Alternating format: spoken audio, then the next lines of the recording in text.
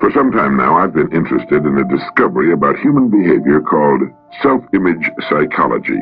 You may already be familiar with the self-image idea. This is the principle that each of us is controlled by his mental picture of himself. If you've thought much about it, I'm sure you agree that a good self-image is vital to our happiness and to the achievement of our goals in life.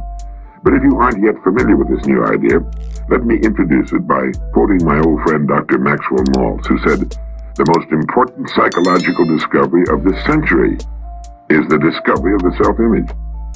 Our self-image is our own conception of the sort of person I am. Each of us builds a self-image out of his beliefs about himself. It's unconsciously formed from past experiences, our successes and failures, our humiliations and triumphs. It determines the way we interpret other people's reactions to us. In short, this mental picture we have of ourselves turns out to be a kind of life-governing device. Now, that's the most significant part of the whole self-image principle, that our mental picture determines our interpretation of everything that goes on about us, our reactions to life and other people, our feelings, thoughts, actions, even our abilities. We are the person we believe ourselves to be, if we're anywhere near normal, and we're consistently that person in everything. Now, it's interesting, isn't it? It's exciting, too, when we realize that our self-image can be changed. If for one reason or another we've developed an image that's too limited to permit our achieving maximum results in life, that image can be enlarged, improved. There's one point to keep in mind here, though. We can't outgrow the limits we impose on ourselves. Our thoughts, habits, even our abilities must be those of the person we believe ourselves to be. We can set new limits in place of old ones, but we can't surpass the limits of our current self-image. There's a story about a Wisconsin farmer who was walking through his fields one day when he stumbled over a little glass jug in his pumpkin patch.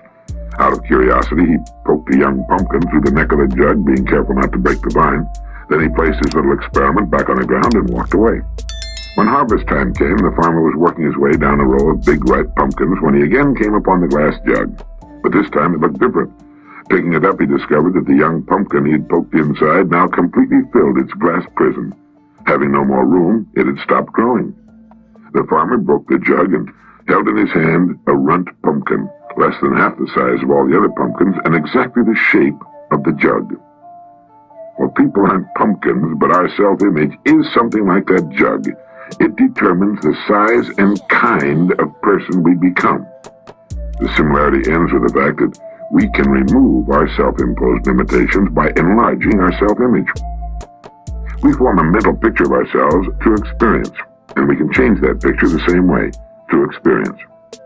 If the actual experience we need is not available to us, we can, according to self-image psychology, create that experience synthetically. Now, scientists agree that the human nervous system is incapable of distinguishing between actual experience and the same experience imagined vividly and in complete detail. Worry is a good example of this synthetic experience. When a person worries about something, he projects himself mentally, emotionally, even physically, into a situation that hasn't even occurred.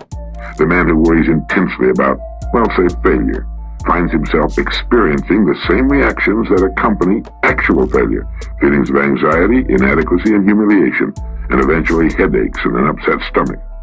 As far as his mind and body are concerned, he has failed. And if he worries about it long enough, if he concentrates on failure intensely enough, he will upset himself to the extent that he will fail, and he'll get sick. Now, everything can be used in either of two ways, positively or negatively, constructively or destructively. Worry is the negative use of creative imagination. It's a negative synthetic experience. But most people apparently never realize that positive results, just as real as the negative results of worry, can be achieved through using our imagination constructively. Our minds are complex and marvelous, but like electronic computers, they can only act on the data we feed them. The man who worries about failure is unwittingly defeating himself. He's feeding his mind the wrong data. If he spent the same amount of time visualizing success as he spends thinking about failure, he could reverse the process of synthetic experience. Instead of anxiety, he could develop confidence, self-assurance, poise, and a feeling of well-being would replace apprehension.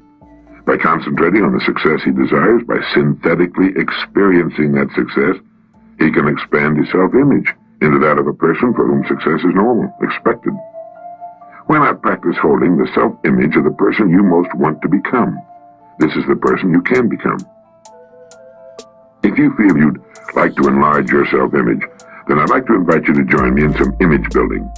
During the next few weeks, listen to this message at least once a day. This way you'll firmly implant in your mind the concept of the self-image.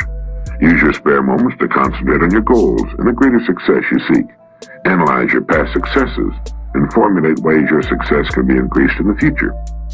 While on the way to work, between appointments, while waiting to see a client, these are all excellent times for directing your attention to positive, constructive thoughts.